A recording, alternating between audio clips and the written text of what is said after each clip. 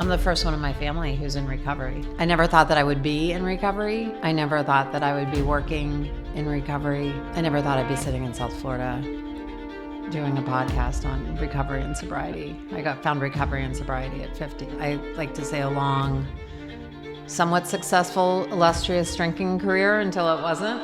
What is breaking point? Yeah, what's the breaking point? Labeled a slow learner. I always felt a little bit always different. felt like there was something wrong with me. Embarrassed. Wasn't ready to see myself. I can't go any lower. Don't sell yourself short. Uncovering all those feelings. Everything was lifted at that moment. This really wasn't about not drinking.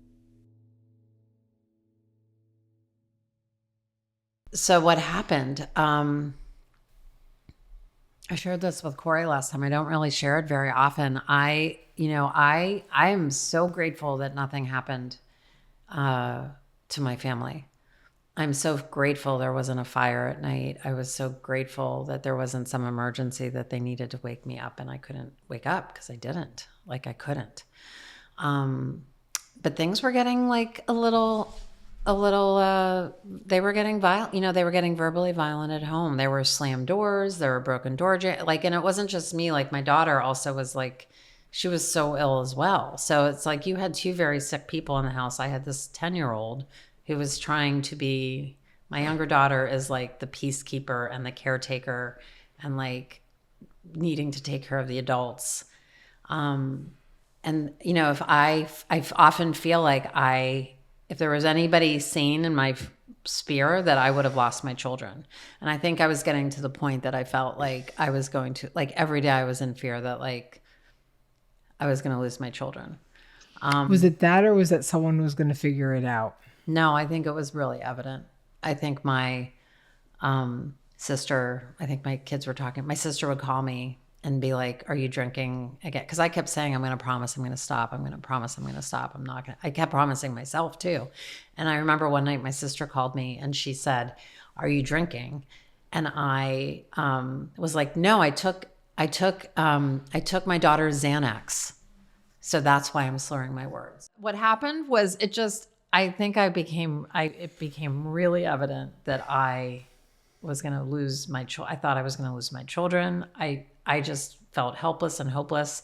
I went for Thanksgiving.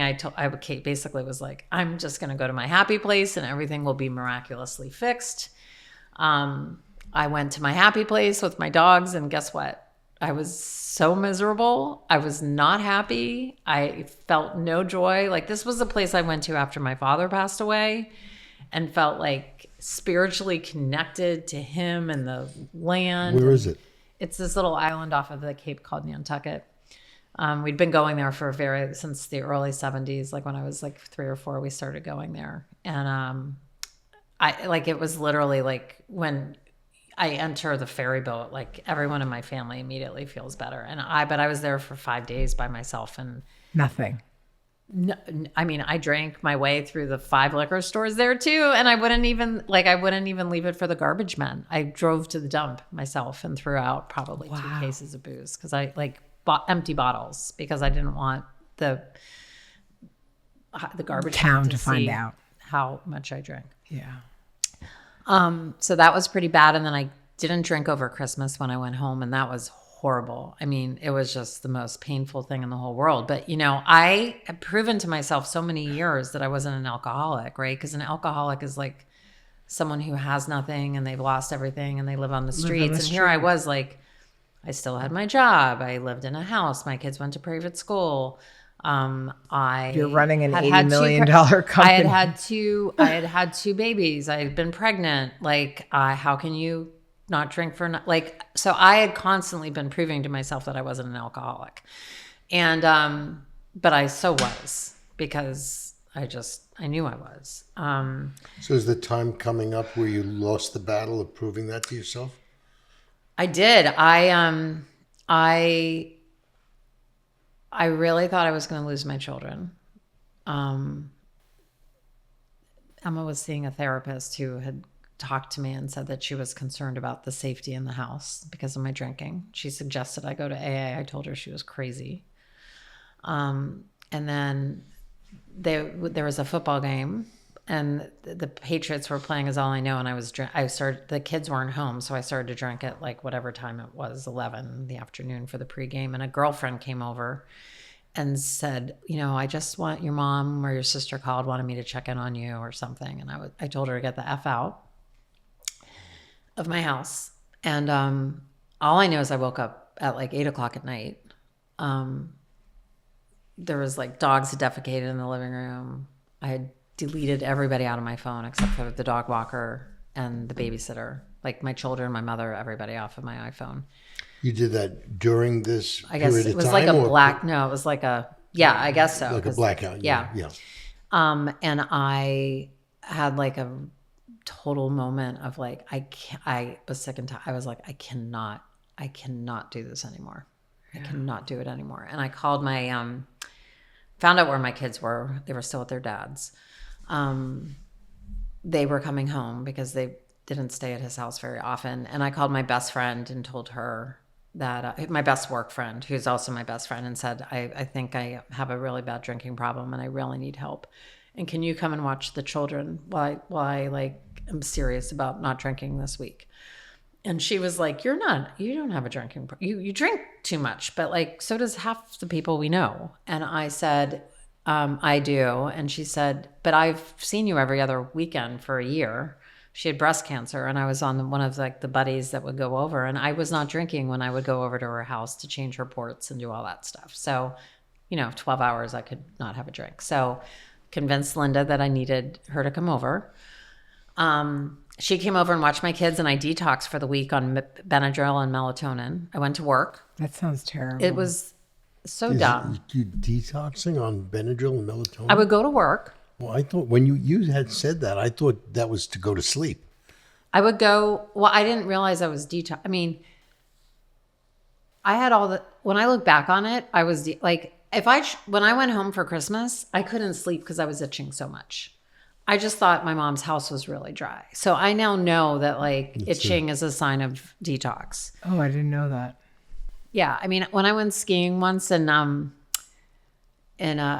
used to take these trips with the clients, and I was in Vail once, and I fell and I hit my head, and it ends up I had a very severe concussion, but I thought I was altitude sick and had drank the night before. So I thought the vomiting and was because of drinking too much, and in reality it was because I had hit my head on something and had a concussion. So I thought like the itchiness and the nausea and the night sweats were because I was in menopause, and I thought the itchiness was that I had the same thing. Well, apparently it's that you're detoxing.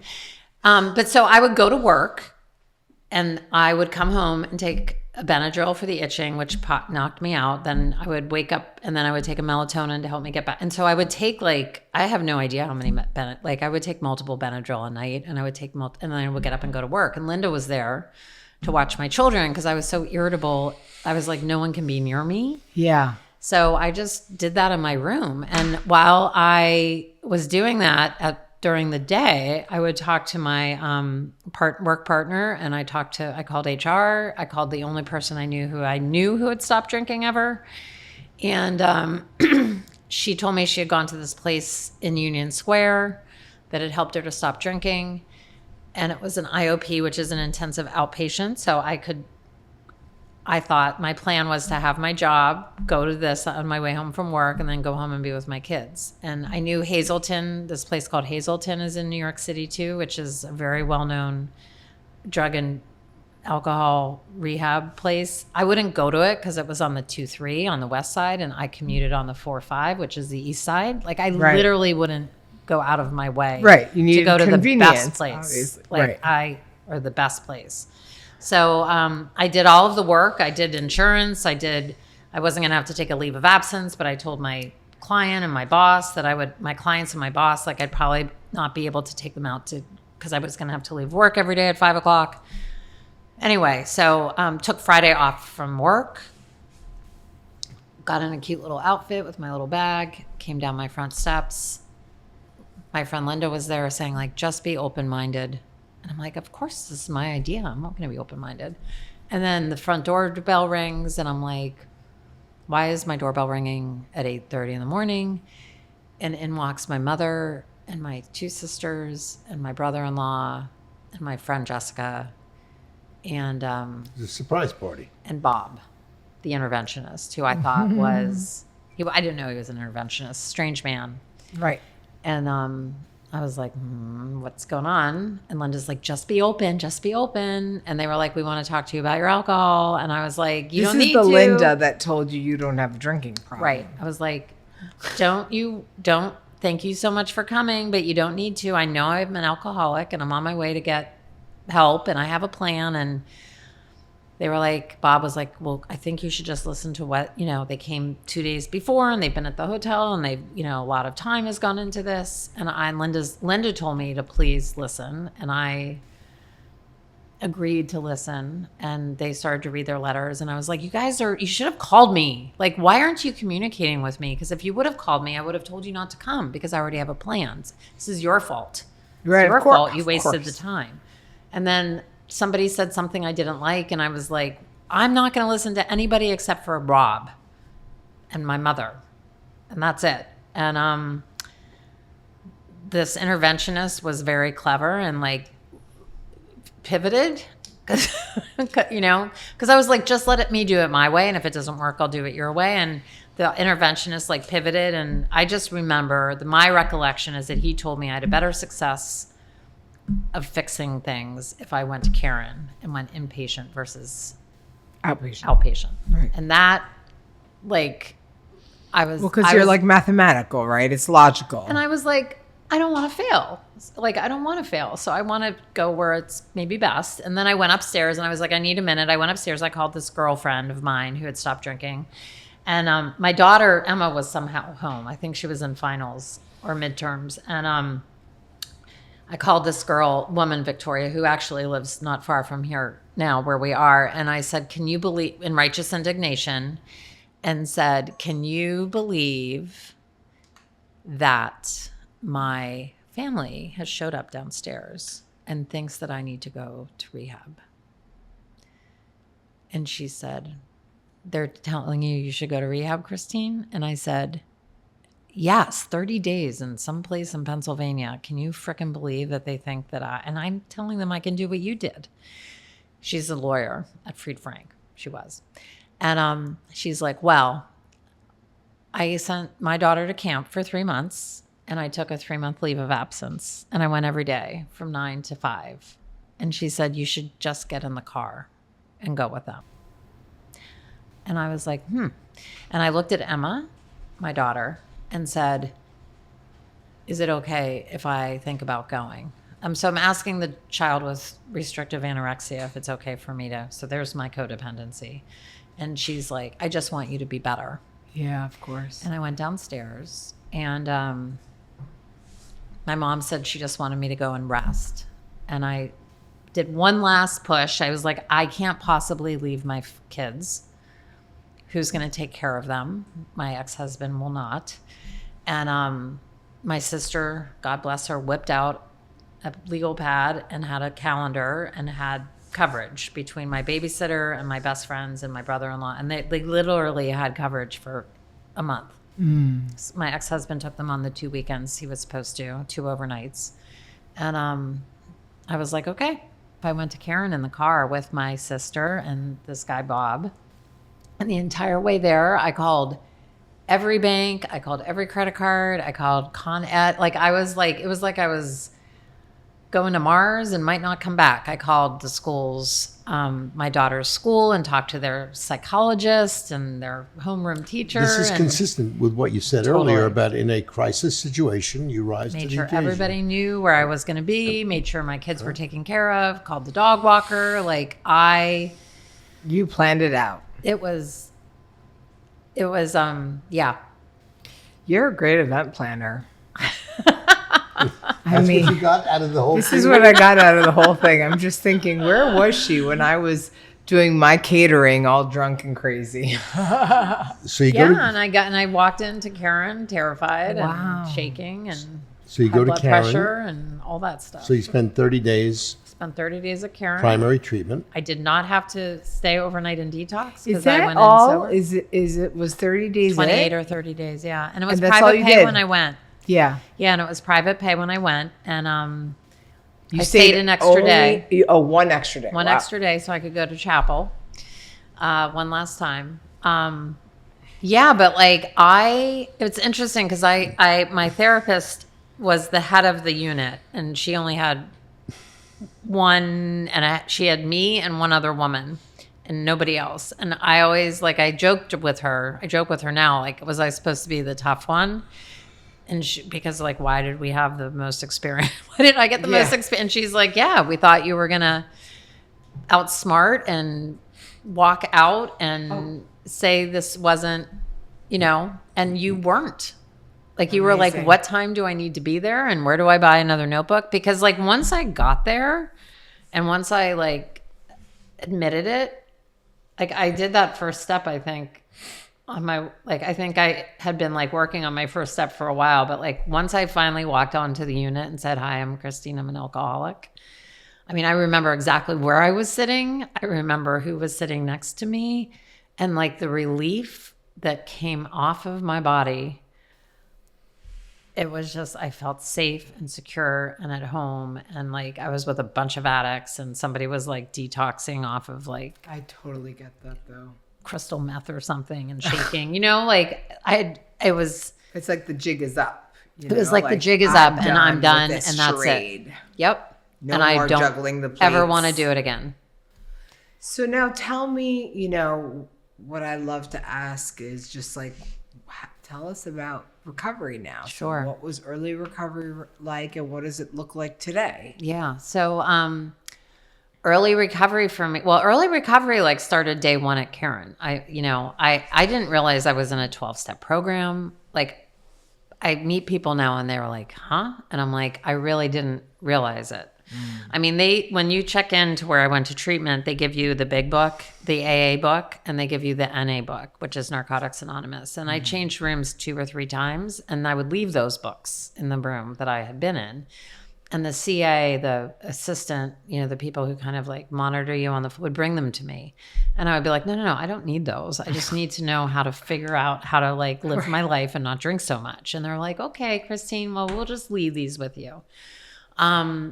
And so I that's really, the answer. right? And I would be in the chat, like this big auditorium, and they have the steps on the wall, and I would copy them over and over. And I'm like, what are these things? And why are they important? And, but like my recovery started right there. Like I found faith again, and I don't even know where it came from, but there were people there that loved me from the minute they met me, like the admissions person and the Reverend Jack and my counselor and Father Bill. They're like, I didn't know what they were saying to me, but like I felt their love and acceptance, and there was no shame. And I was like, well, if they can love me, then I need to love myself. I need to like myself. Right. At least pretend to like myself, because I deserve that. So recovery started at CARON. When I got out, I planned to go right back to work. I mean, you're not well. Like the other thing that I remember that I now realize is that like we are in an institution, we're in a hospital. It is A bubble. as pretty as it looks. It is for sick people. And so you are not immediately cured when you get out. I mean, when my daughter went to treatment for months for her eating disorder, I fell into that trap again. Like, why isn't she fixed? She was just in treatment for however long.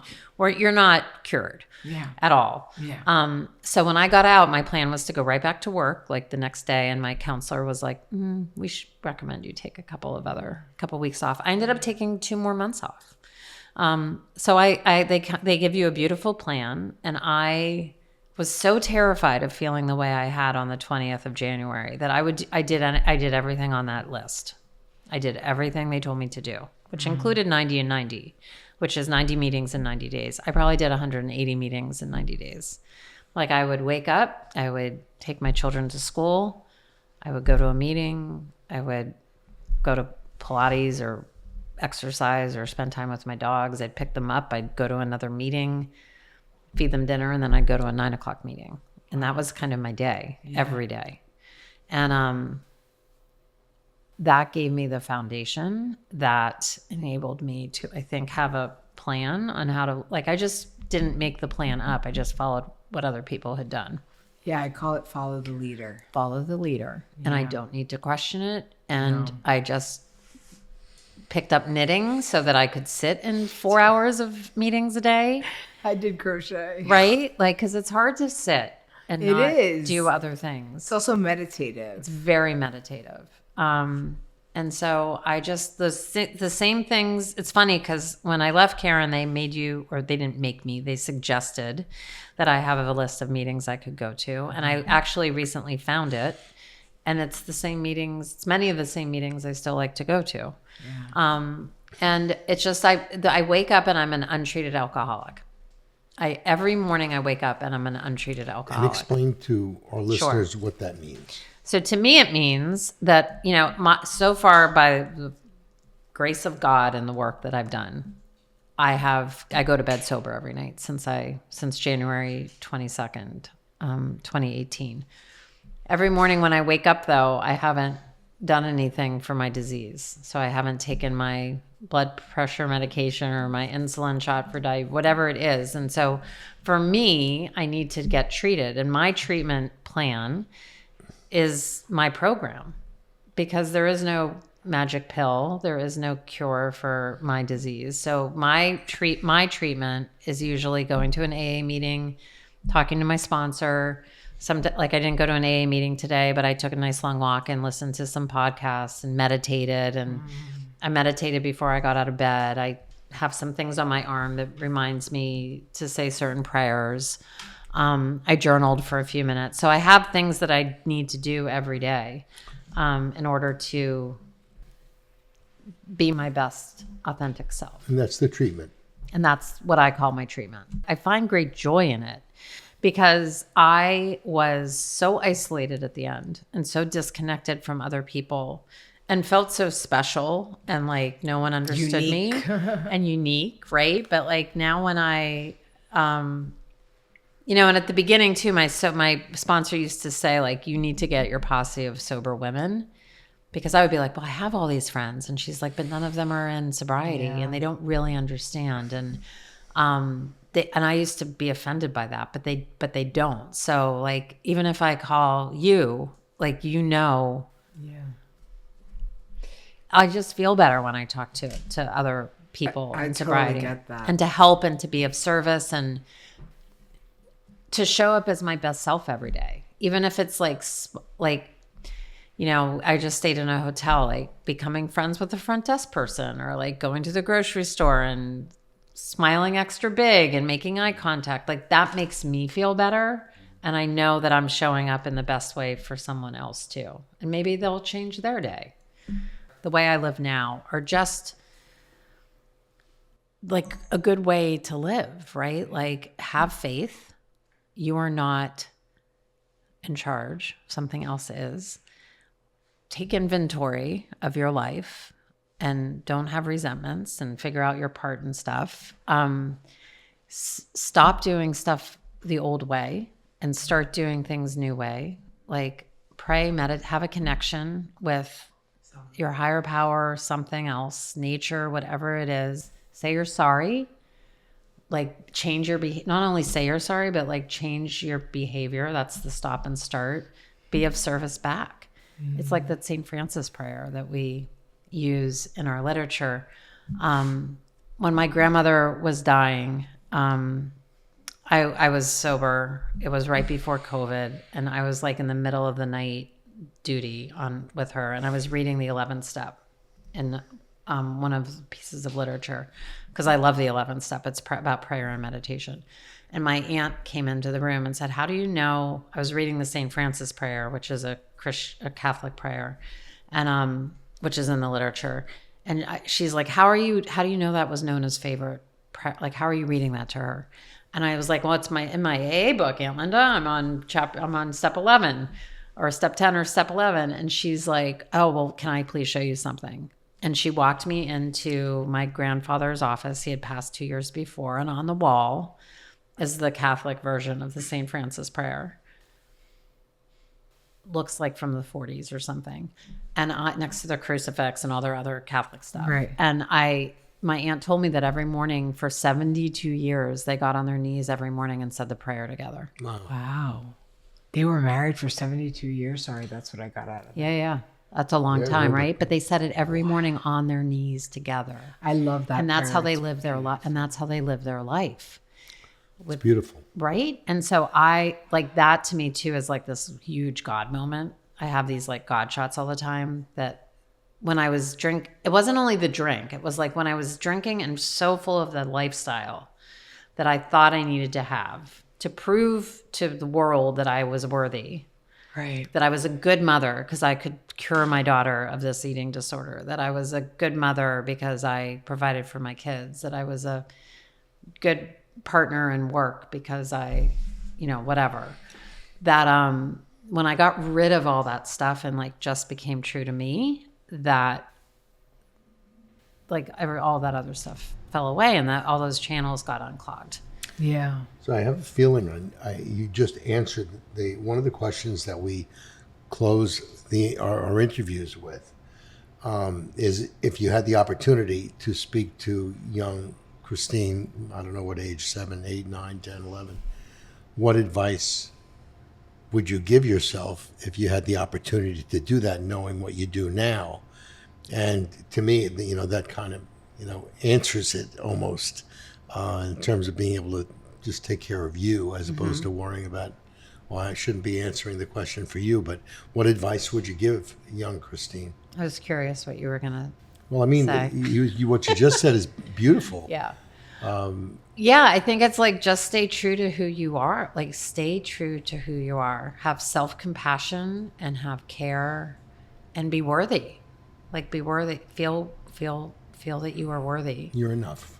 I'm enough. In fact, that's what I say with my I'm doing EMDR, which is a type of therapy with my therapist, and it always comes back to that I'm enough. EMDR is intense, so good for you. Yeah. But it always comes back to that I'm enough. Well, not only are you enough, you're more than enough.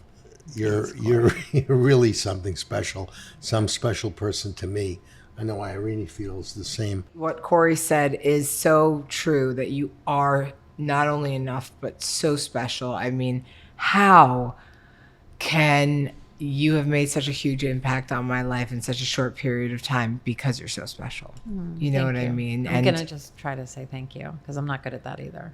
Well, you say thank you. And thank you for coming and being a part of Crosstalk. And hopefully, this message gets out to the millions of people out there and know that recovery is possible as a mother who is juggling a million things, or as anyone who's juggling a million things. Yeah. Thank you. Thank you. So to the gazillion listeners that we have here, thank you for watching. Thank you for listening.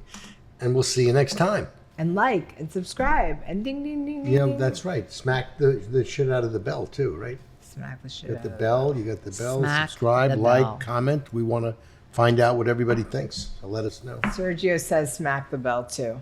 Smack the bell. All right. All right, we're good to Thanks, go. guys. Going to bed now.